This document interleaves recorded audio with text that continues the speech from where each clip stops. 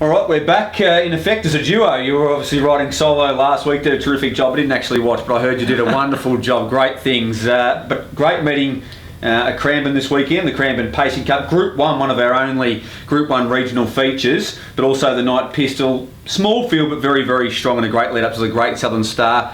We'll go through the quaddie league, starting with, of course, race 5, the H&F Abrahams Pace Blake.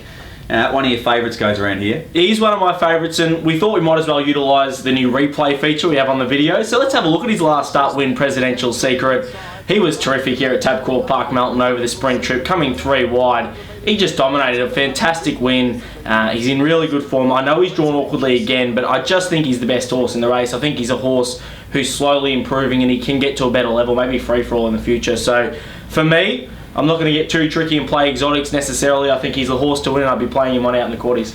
Yeah, I'll be playing him one out, certainly in a major quaddie as well. I think he's one of the best bets on the program. Outside second line over that middle distance at Cranbourne, normally that's cross. So you wouldn't want to be taking $1.50 or $1.60, but definitely the best horse in the race, Presidential Secret. As you mentioned, terrific last up winner, won 3 of his past 4, and certainly the ones. But I think if you're playing exotics, Charlie McSheen, I'm just worried, do you think he's slightly on the way down at the moment because he's had such a great campaign? Potentially. I mean, the way the race is going to work out, I'm not sure it will necessarily be to his favour, which makes it even a little bit harder. I'll be including stacks. I'll be throwing in Up and Adam, Millie Perez, Wow She's Smooth, Charlie McSheen and McGreeder all into my exotics. So tough if you're going to play wide, but there could be some value there with Presidential Secret being your anchor. The second leg of the quaddie is a wonderful race. Terrific 3-year-old affair, the Caduceus Club Cup at Group 3 level.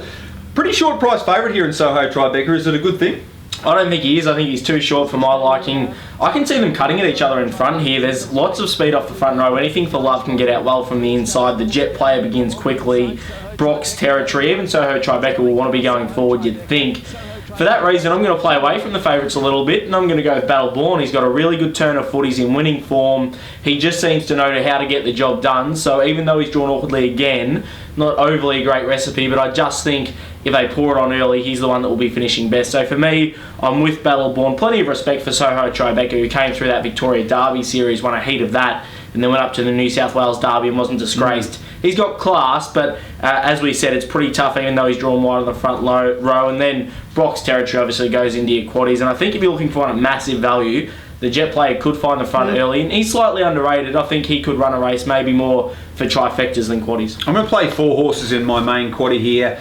Slightly contradictory advice here. Soho Tribeca on top, but I am concerned about the price. Sub $2 just seems too short. He's had a very tough campaign, as Blake mentioned, coming back down from that New South Wales Derby campaign at Tabcorp Park Menangle. If he gets the front, I think he'll win. Yep. But I'm not sure he'll get the front of him a bit with you. They might cut at each other up front. Brock's Territory is a great sit sprinter. Came from an impossible position at Backley Park last start and was unlucky not to make the Victoria Derby final. And the other two, if they really cut at each other through the middle stages, Battleborn, I'm with you. I think I've marked it about half the quote that the Tab have. I've got it at $6 in my market. And real lucky, he's stepping up to a different grade here, but I think he's a very progressive horse. Also has a really good turn of foot.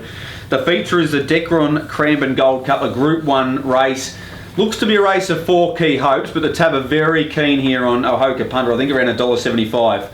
What do we think here? Yeah, well, I agree with you, and I agree with probably the bookmakers that it is a race in 4. I could not see any of the big 4 getting rolled. One of them should be winning. Again, I think the favourite's under the odds. Ohoka Punter, he was terrific through the Hunter Cup, of course. He won the Shepparton Cup, the Pure Steel. He's had a terrific campaign, but this is a different sort of race. I know it's still a staying trip, but it's the mobile. He does have good speed.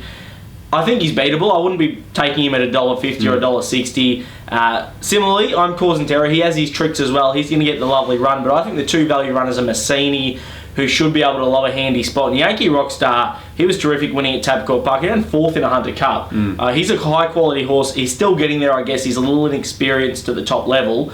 But if he produces a similar run to his Hunter Cup, I could see him even winning. So the big 4 are the ones you want in the quaddie, but if you're backing one each way, maybe Massini or Yankee Rockstar. Was a great opportunity to, I guess, use the replay format here, because all the 4 big guns went around in the Hunter Cup. Yep. They had varying degrees of luck, so this isn't the only sort of form reference we've got, but certainly Ohoka Punter was massive, really tested.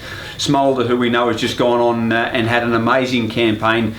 actually equal to Lenny the Shark in the Grand Circuit, tallying them with around 260 points, I think. So Ahoka Punter, a class horse, has done a great job since being here back in Victoria. I have got him on top. I just think he'll get the lead relatively comfortably, and he'll get through the first lap without having to do too much work. So we know he can sprint home a very fast 800 or 1200 metres. I've got him on top of Yankee Rockstar, who'll probably have to go to the breeze. Yankee Rockstar was the one flashing home with my hard copy in the Hunter Cup, of course. I'm causing terror. Look, he loves these country cups. Does he have the raw class to run past Ahoka Punter from behind the leader? He'll need plenty of speed through the middle stages. And Massini's the other obvious one. I can't think of anything else in this race that could possibly win, but I'm more than happy to play all four in the quaddie here, 1, 2, 6 and 10. Final leg of the quaddie is another Group 1, this time for the square gate. A small field in the Aldebaran Park Night Pistol, but most of the big guns are there. And the speed map's really interesting. Arbo showed a lot of gate speed last time. We know she kicked the cart, we know she got fired up, but as we've heard during the week, they're pretty keen to use her again and try and find the front, which if Keystone Dale's parked, maybe he's a little vulnerable. I think he's probably not. I think the $1.70 or thereabouts is probably right. Maybe a touch of overs, maybe he's a $1.55 or a $1.60 chance.